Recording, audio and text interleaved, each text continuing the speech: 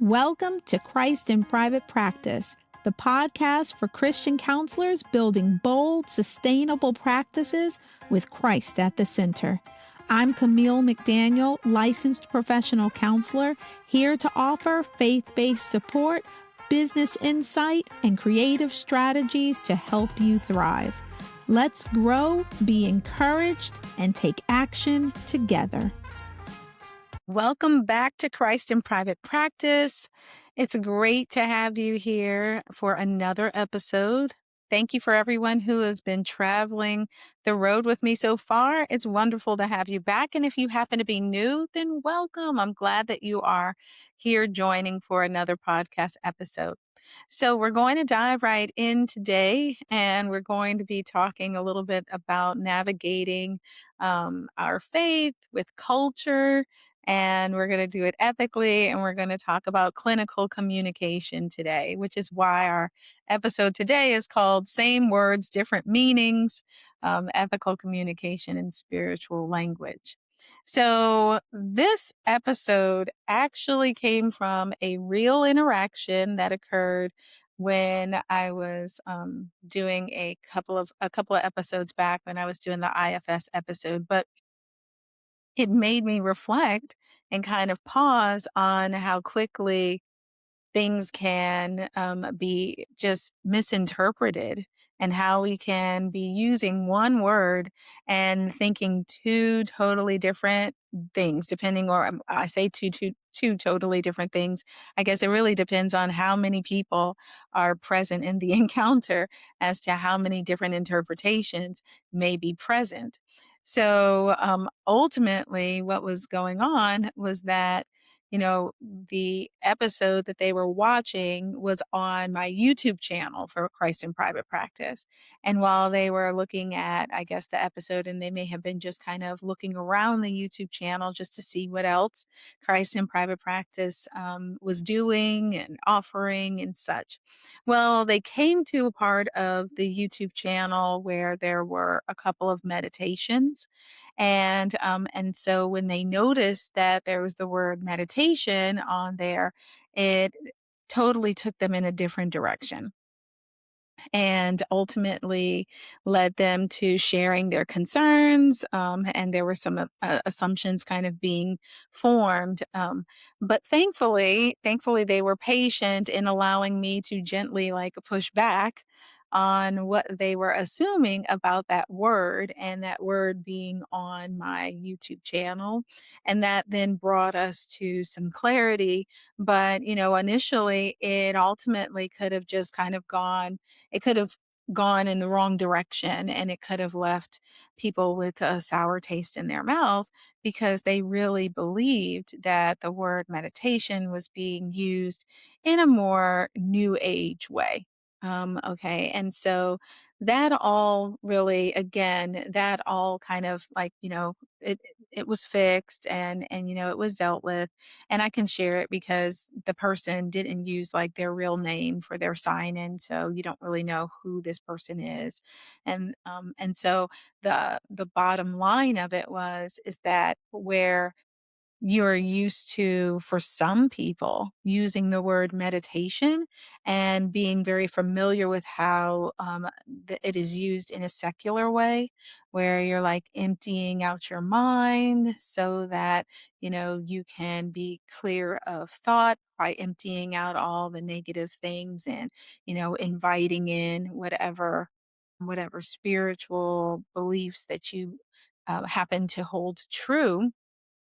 But that's not what I was referring to when I was talking about meditating. I wasn't talking about just the deep breathing, the emptying out your mind, the being open to whatever comes through to lift you up, to change you. I wasn't really talking about that at all.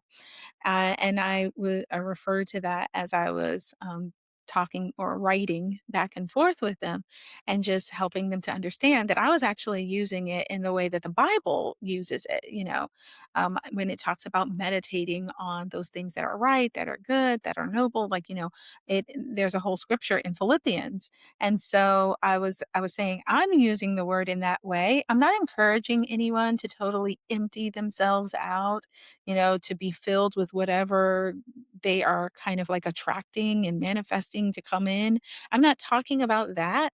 I wasn't talking about only just really, breathing and just focusing on what's around you, but it actually had integration with scriptures. It was not talking about emptying your mind, but instead filling your mind up with his truth and his love and, his ability to help us wherever we are at, no matter what we are experiencing, and to really calm our internal systems down to really receive that wholeheartedly. So, either way, they said, "Oh, well, thank you for that. I'll go back and I'll check it out."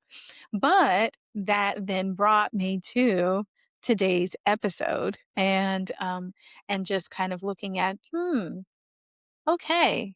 What really stood out for me was not that we had the differing of views on what I was putting out there, but what really stood out to me was the language confusion and how that same word, one little word, totally different meanings.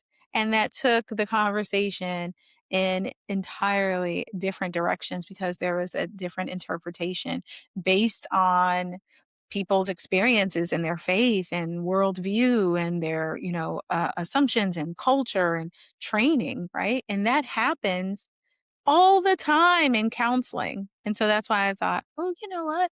I want to talk to everybody about this and see what their thoughts are and see what their experiences are because this happens a lot. For example, clients might say certain things like, I meditate or I'm spiritual, I'm not religious, I'm trying to protect my energy or I'm practicing mindfulness. They might talk to you about they're discerning something in their life or they're discerning something in a person or, many different things. But depending on our background, our training, our history, we might think things that the client is not intending because we might think, oh, I know exactly what they mean when they say that. But ethically and clinically, we really can't assume shared meaning simply because we recognize familiar language. I've had that experience a couple of times in my practice with the use of the word God, and further exploration uncovered that we both knew the word, but we were using that word very differently. So um, in today's episode, I want to talk a little with you about how do we ethically navigate like spiritually loaded language and what do we avoid as far as assumptions and how do we kind of remain curious and not reactive? And we want to make sure that we are, doing things right and in order. So, one thing that we all, as mental health professionals, learned over time is that words are not always neutral. Rarely are they just neutral, but oftentimes they have a lot of meaning and richness within them. Like they have culture behind them and they have history behind them and emotions and belief systems, experiences that people encounter throughout their journey through life and community influences on how they use a term or understand a term when it's used. So that just like what I was talking about earlier with my experience on the YouTube channel, two people can use the exact same word and mean completely different things. So when we take the word meditation, right? For one person, meditation means quiet reflection and breathing exercises and slowing down your internal systems and learning how to be very present and in the moment.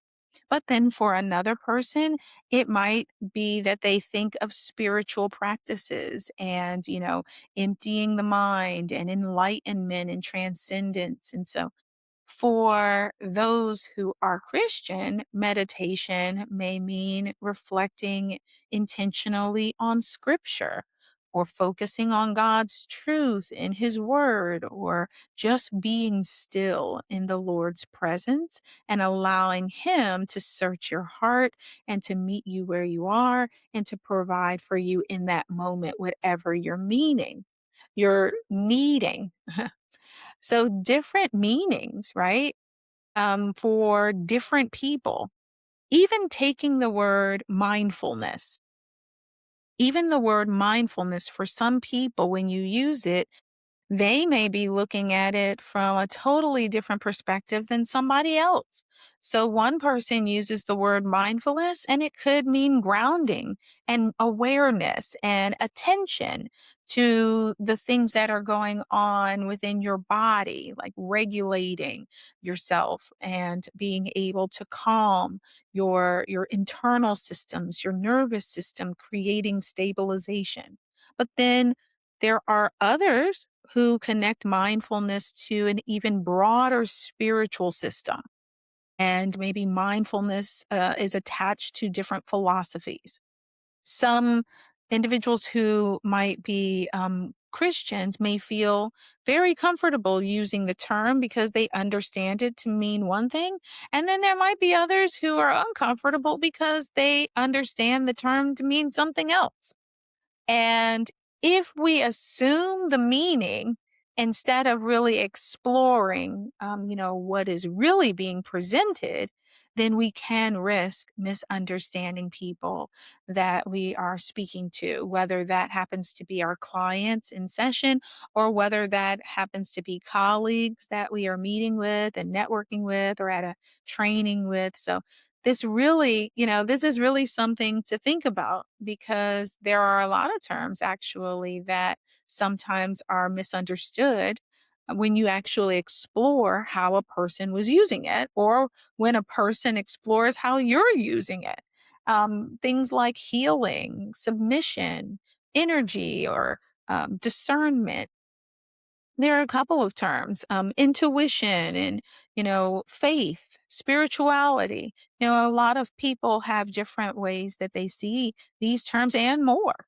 So the words can carry vastly different meanings depending on who's using them. So what we're going to do is we're going to take an ethical look.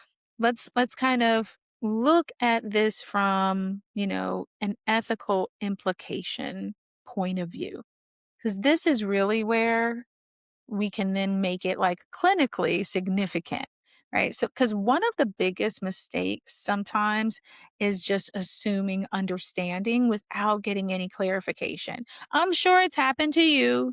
People assume that you're talking about one thing and only for everyone in the conversation to find out that's not what you meant. And that has possibly happened for you when you're listening to somebody else and you realize, oh, I thought you were talking about this other thing. Okay, now I'm tracking with you. Now that I understand, now that we're on the same page again. So, ethical counseling is going to require us to be very curious before we come to any kind of conclusions, any kind of determination, right? Because we don't want to end up like projecting our understanding onto somebody and that causing us to then maybe agree with things where it turns out you were agreeing with something you didn't know you were agreeing with, or to reject something and then try to process it in a different way when it was like, oh, well, I thought you were referring to it in this way. And so, well, I take that back. Let's process it in a different way. So we want to just be very curious about terms that sometimes we miss because we really feel like it's been heard so many times. I know how they're using it. Now, obviously, if you have been seeing a client long enough, where there is a general understanding of these terms already. We have an operational definition. Everyone is coming from the same point of view, then, well, yeah, then you don't really have to worry because you have already established understanding of the meaning. But if that's not the case, we just want to be careful because we can easily think that because someone has said, yes, I would like my faith as a Christian to be integrated, that words that they say then fall underneath an understanding that is universal for someone who might be a Christian. So that's where we're going to just make sure that we take into account context. We explore meaning. We make sure that we are looking at culture that enters into the room and their history and belief systems, and their lived experiences. Because it's especially important when we are discussing like spiritual and culturally loaded language, because we can then otherwise, like I said, we can hear one thing and they're talking about something totally different, right? So even examples that happen sometimes outside of faith integrated spheres and environments, there may be counselors, and I've seen this. It's not there may be. I actually have seen the conversations unfold where there was a counselor that or counselors that were not faith integrated, and they by the conversation didn't have a faith in Christ. They had other belief systems, and so when that counselor had a client come into their space, and that client starts discussing spiritual warfare and talking about how they feel like they're under spiritual attack in certain areas of their life, the counselor immediately started to pathologize the experience. They didn't really know how to assess it. Or you may have somebody who, again, may not be integrating faith. They may not be of that same faith, but they start to hear language about like prayer and discernment or conviction. And then they kind of dismiss that because that's not within their realm of understanding. And they don't really know exactly what to do with that. You might similarly, again, you may have, but well, not similarly, but you might have on the other hand, like a Christian clinician who is also integrating their worldview, their framework, their biblical framework into their counseling offerings, and they may hear words like what we just talked about, meditation, mindfulness, and they may assume something, whatever that assumption may be, because they haven't really explored and got clarification. They're just applying their own understanding. And both responses, whether from the faith based clinician or from the clinician who does not have a Christian worldview but has another worldview, both of the responses in what I'm talking about can create ethical problems because we have to remember that like our code of ethics requires us to be respectful of client worldview and avoid value imposition, placing and projecting our values onto others. And one way to accidentally do that the quickest is by assuming that we both understand the terminology being used before we have actually gotten operational definition locked in. And so I know most codes of ethics will warn us to be careful about value imposition and to make sure to take into account client worldview, everything from the American Association or, yeah, well, I'm thinking American Association of Christian Counselors, but let me flip over to saying the ACA, American Counseling Association, or the NASW for social workers, or AAMFT for marriage and family therapists, and APA for the psychologists, and even I believe it's CCPA for Canadian clinicians. All of their codes of ethics will refer to it. So when you're looking at your code of ethics, you'll see there's that warning. And so it's like, okay, how do we do this? And what we do is we establish meaning. So um, we don't want to just assume that we know because we may not.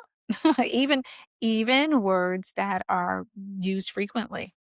That's where we kind of want to be careful because when you're talking about words like spirituality and meditation and mindfulness, there's a lot that people may mean with that, especially the word spirituality.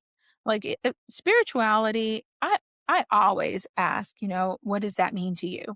Because that word has been used and changed and flipped upside down so many different ways. I have gotten different answers when I just clarify what that means for the client who is sitting before me. Sometimes it has to do with intuition. Sometimes it has to do with an ancestral, like, ancestors and ancestral connection.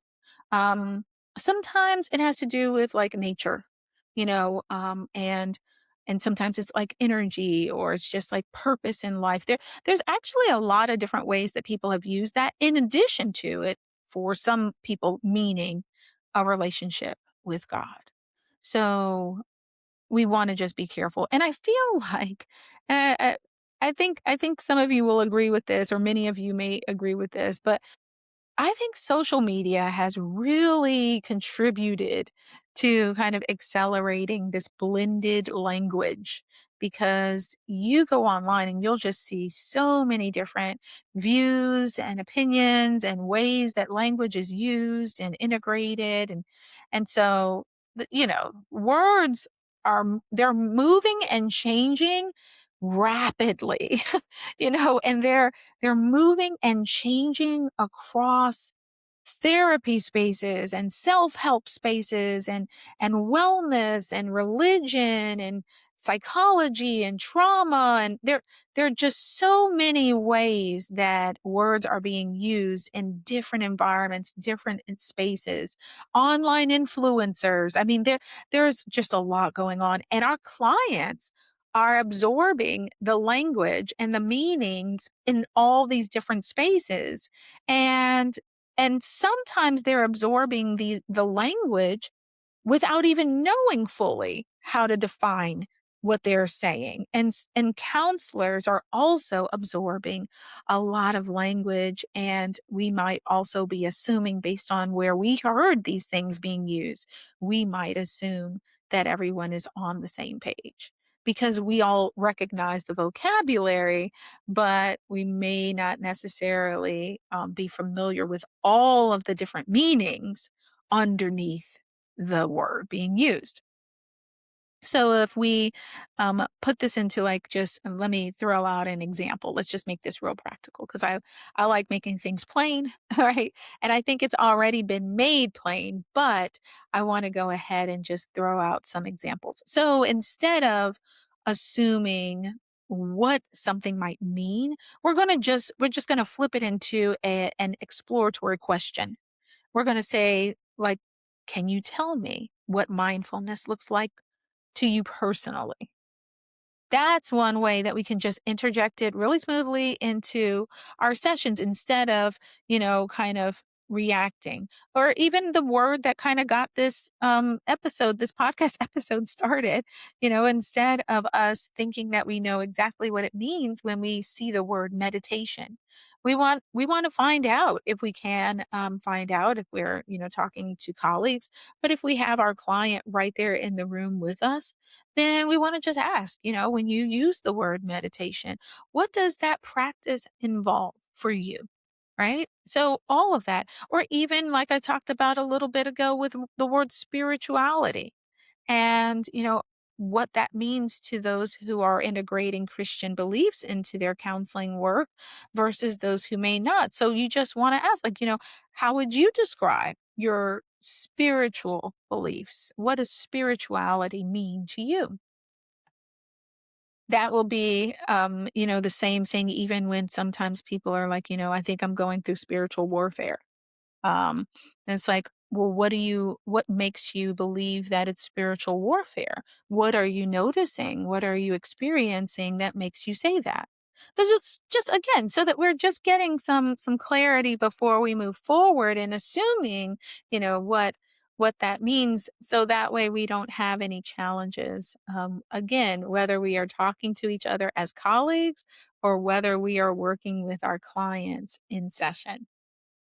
For those clinicians, who are are listening to this podcast, many of you are Christians. Many of you are integrating your faith into the counseling room already, and many are desiring to go in that direction and are taking steps to learn how to do that more and more every day. I think this conversation is very relevant, especially for this day and time, because many of us are trying to navigate language that is rapidly shifting. Sometimes the words are familiar and we understand everybody's on the same page of the meaning, but I really think that there's just a lot going on and it's changing words, it's changing understanding. Like I said earlier, people are getting words from so many different places and spaces, especially online and different social media areas and platforms, that we really just want to look at what does this person actually mean when they are saying this, and what framework are they operating from? What are the assumptions that I might be making about this individual, and is it ethical? Like, is this clinically responsible? So we want to just keep that in mind no matter what we are encountering, so that we don't assume the wrong things about our colleagues, about our clients, and then move forward in the wrong direction. So that's kind of what started this podcast episode. That's what I hope you understood why I was talking about this, and ideally allow us to then maybe make some changes as we move forward. And if we are not navigating words and meaning in that way, because there can be a big overlap, right? And we want to make sure that we are using wisdom and clarity, that we are coming, humbly, because we just want to explore, we want to learn more, and we are taking careful assessments as we move forward in understanding what the meaning really is behind the words that our clients are saying or that our colleagues are using when we encounter that. So, this is all about us growing and learning and talking it out as it comes up in our day to day lives and in our private practice settings. I hope that this has been an episode that allowed you to kind of think a little bit about your experiences in private practice with this, or in communication with other colleagues, and allows you to kind of go back, slow down, see if there's any changes that need to be made. And if not, then to continue down the path that is working great, and that is clear for you and your clients. Until we meet again, I hope that you have a wonderful rest of your week, and God bless.